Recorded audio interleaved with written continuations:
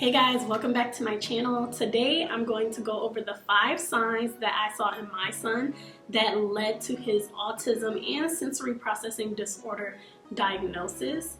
These are just going to be quick signs that I wanted to share with you guys just in case you have children or you have a child that you feel like is displaying non-typical behaviors, or it should be something that you should be concerned about.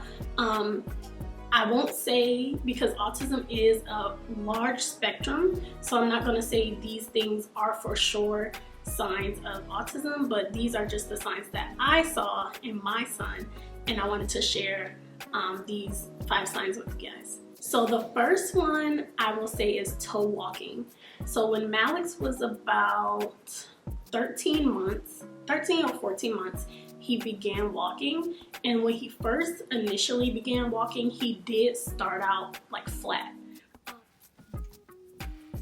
Okay, good job! Yay! It was false. Kick the ball. Gradually over time, I noticed that he would toe a little bit, and then I want to say more towards when he was towards the 2-year mark is really when he started actually walking on his toes a lot more.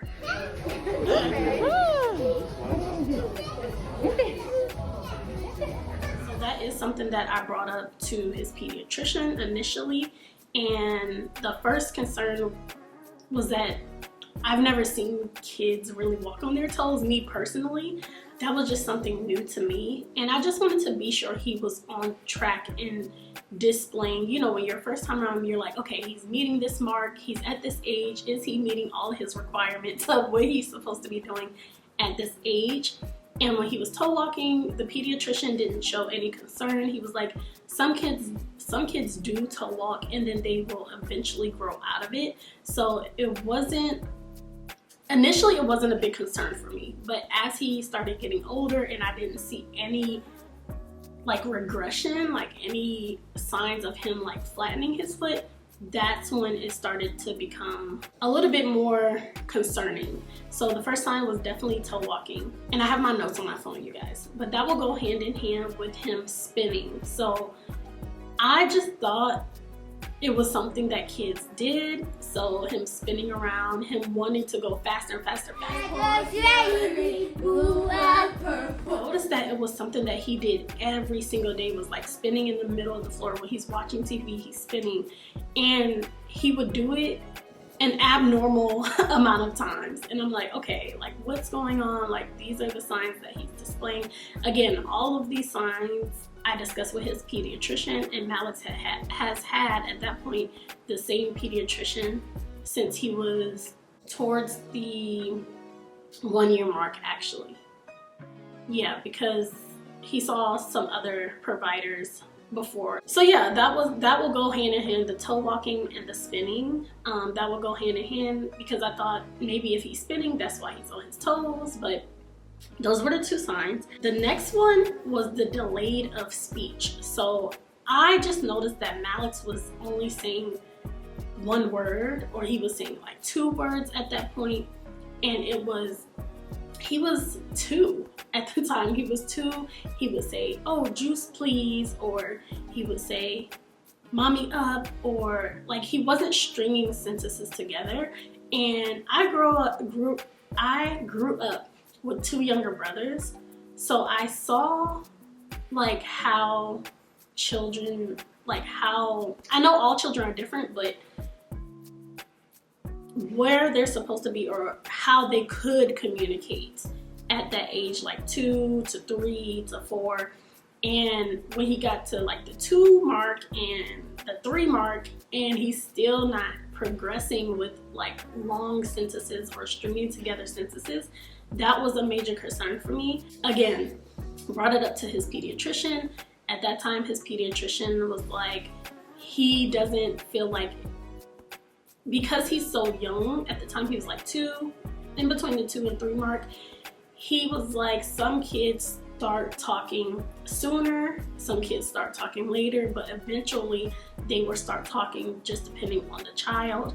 And I just felt like I don't know, you as a mom, you know your kids and you know when something's kind of off, and you're kind of like, I don't know, I feel like he could be doing more. I feel like he could be saying more. But again, like I said, he was saying 2 to 3 word sentences, like nothing that's like, mommy, I like this red car.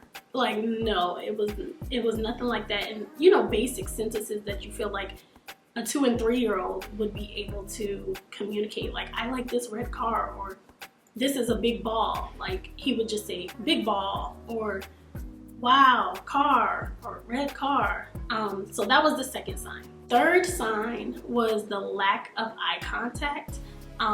When you would speak to him, he would look at you, but then he'll look away. Like, he won't keep eye contact with you. And I'm like, well, he knows who, you know, as his parents, he knows who we are, and as his sibling, he has a sister, but he knows who all of us are. He knows his family, but it's just like he won't keep eye contact. And I'll be like, Malix, look at me, and he'll look, and he'll look away. Like, even till now, I'm not sure if I'll be able to get a video of him because Malix is all over the place now. He's very high energy, he wants to do what he wants to do. But even now, like especially when he knows he's done something wrong, if I'm close to him, he will not make eye contact with me.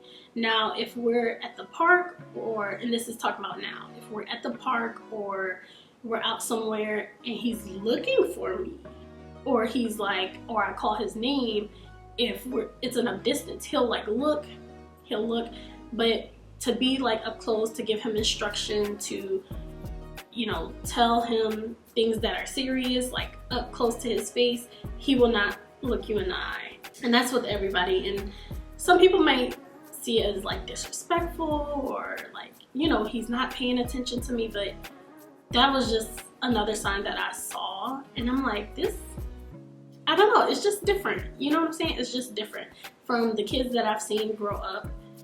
It's different from them. So that was the third sign. And the fourth sign, I will label it as sensory disturbance. So this encompasses everything sensory wise.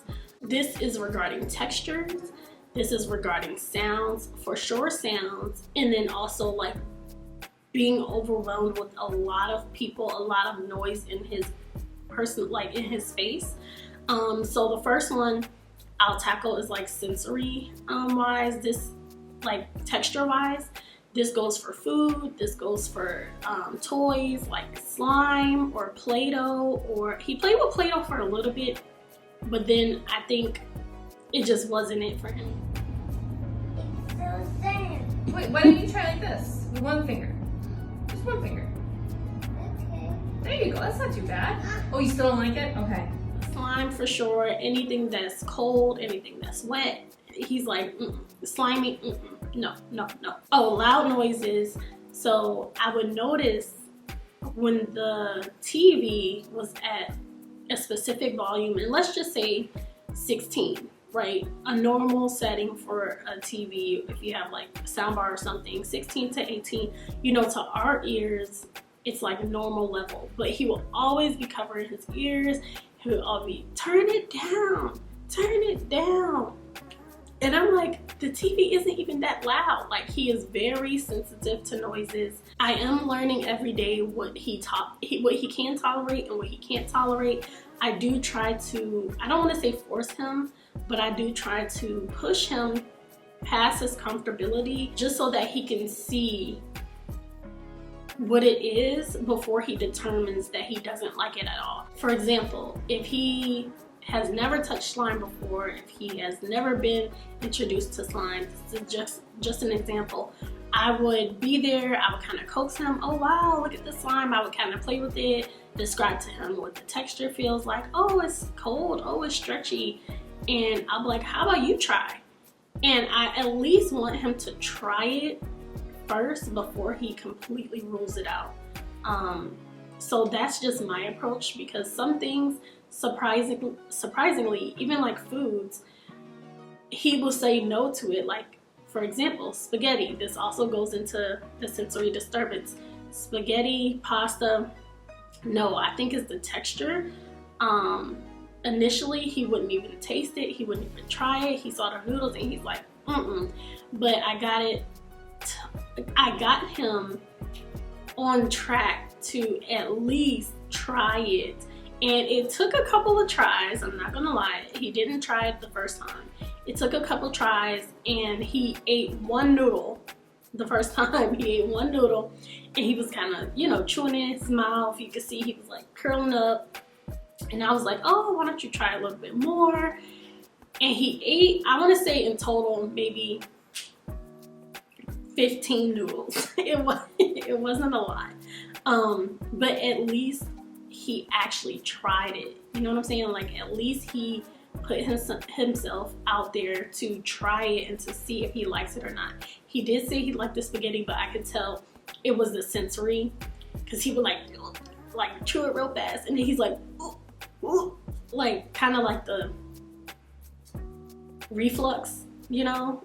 And I'm like, okay, I'm not gonna force him to eat it. If he wants to eat it, he'll eat it. He did, like I said, he did say it was good, but I think he has to get past the texture part in order, yeah. I don't know if you guys have had an experience like that. I've had an experience like that with like a particular food, and I'm like, I just can't get past the texture. Like, I can't. So I feel like that's where he's at now. And the fifth one, I will say, I don't know how to categorize it. I guess if you were just looking at it, you would think it would be like OCD or like an obsessive interest into something. And Malik's still is, till this day, is obsessed with alphabets, letters, numbers is hit or miss. He really likes numbers, but I will combine them. Alphabets, letters, numbers, to the point where he's learning different languages on his own, different alphabets on his own.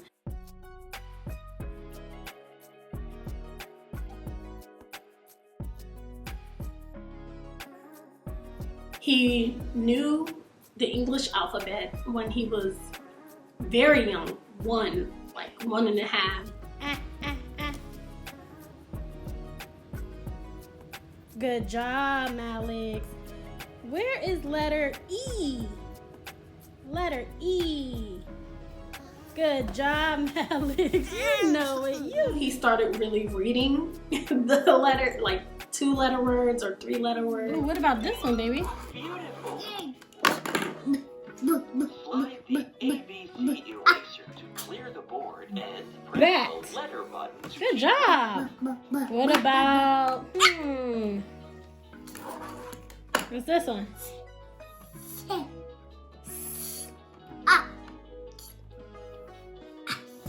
Fat. Good job. What about this one? What's this? Oh wait, I've been. What's this? Hold up. M says what? Matt. Very good. And off to number. Good job. What is this one? It's. What is this? Now. What's this one? Day. Down. Good job. He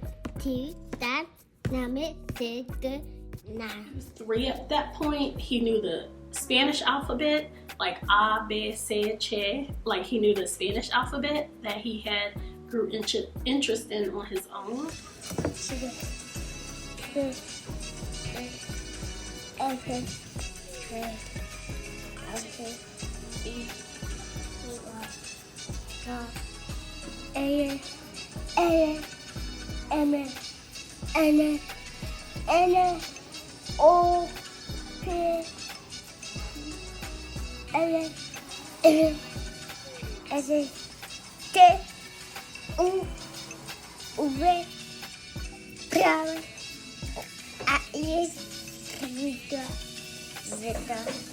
Right now, I want to say last year he started the Russian alphabet.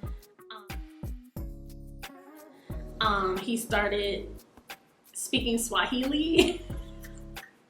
And I'm like, this is so amazing. Like, this is so awesome. But he is very, very interested in alphabets, very interested in letters. He would lay them out. He would line them up. He would, like, anything to do with alphabets and letters and numbers, he was on it. He was on it. So he's very bright, very smart. He can read right now.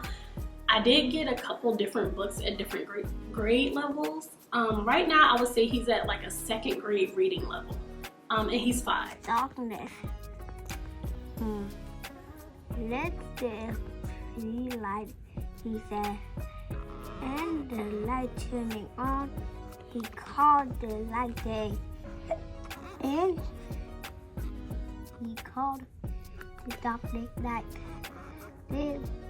This was the end of the very first. Some words, I didn't push it past that because some words are advanced and challenging. Like, you know, when you get to like 4th, 5th grade, those are larger words. Not saying he can't do it, but I definitely want to take it like bit by bit, piece by piece. But he is phenomenal with alphabets, with letters. And I'll throw in an extra tip or an extra sign. When Malix was younger, he would separate his food, separate his things into categories. So for example, if we gave him like veggie straws, he would separate the green from the yellow, from the orange. He would eat the orange, then eat the green, then eat the yellow. Or when he was playing, he would separate the red blocks from the blue blocks, from the green blocks. So that's something that I did notice as well. But like I said, as a first-time mom, you notice things that, and you're very observant because that is like your only child, like you're looking at everything that they're doing. So I feel like because I was so on it, and at the time in the beginning I wasn't working, but then I began working from home. So I did see a lot of Malix's progress. I did see a lot of his behaviors, and I was able to bring that up to his pediatrician and us have a conversation. Now, if you guys want to hear the story time or the explanation of how it moved from, you know, speaking about these things to his pediatrician to actually, okay, this might be a little a concern, or let's get him tested just in case. Like, if you guys want to hear about that process, just let me know in the comments section below. And also, if you have children, or if you're a mom or a father of an autistic child, let me know in the comments below what signs you saw in your own children that led you to, you know, knowing that, okay, he's different, she's different, like, and these are the signs that I saw. So thanks for watching, and I'll see you guys next time.